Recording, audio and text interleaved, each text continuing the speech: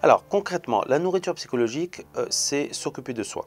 Ça va être se chouchouter, se faire plaisir.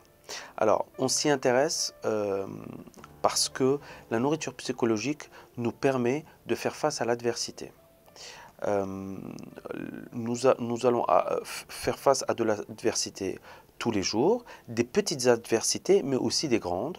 Un bouchon dans un trafic, une querelle avec quelqu'un, ou des choses un peu plus, on va dire, un peu plus importantes. Le principe, c'est que l'adversité va nous débiter. Et la nourriture psychologique va nous permettre de nous créditer. Et le principe pour nous, c'est de rester créditeur, c'est-à-dire se nourrir euh, plus que ce qu'on est débité par l'adversité.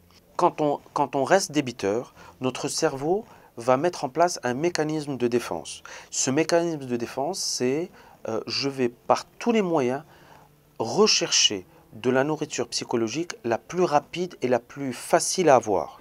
Et donc nous allons mettre en place des palliatifs, à savoir euh, de l'alcool, des drogues, de la nourriture. Donc la personne va se nourrir non pas pour assouvir un besoin naturel, mais elle va juste se nourrir psychologiquement parce que ça lui fait plaisir. Et donc, le problème, c'est que par la suite, elle va culpabiliser et donc elle va se débiter deux fois plus. Et là, on rentre dans un cercle vicieux.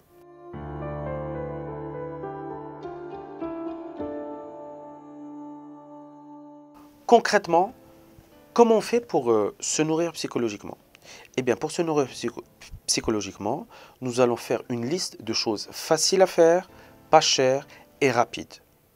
Et la chose essentielle à faire, c'est de ritualiser. C'est-à-dire que nous allons prendre rendez-vous avec nous-mêmes.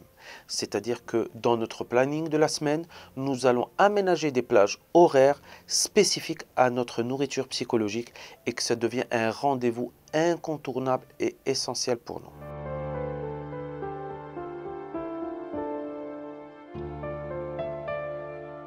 À côté des choses faciles et rapides à faire, nous pouvons par exemple prévoir des voyages ou des choses un peu plus, qui demandent un peu plus de temps à se préparer.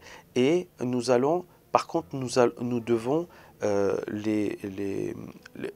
leur donner un délai et savoir exactement à quelle date nous allons les faire. Parce que quand nous allons poser une date, nous allons pouvoir juste le fait de réfléchir à comment on va organiser tout ça fait partie de la nourriture psychologique et nous permet de tenir parce que je me dis je suis débité, c'est de l'adversité, mais je sais que dans X temps, je vais me nourrir psychologiquement de façon importante. Donc ça nous permet de tenir en fait.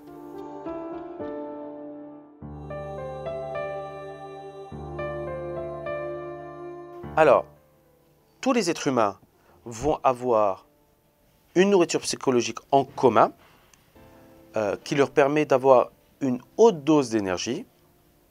Devinez laquelle?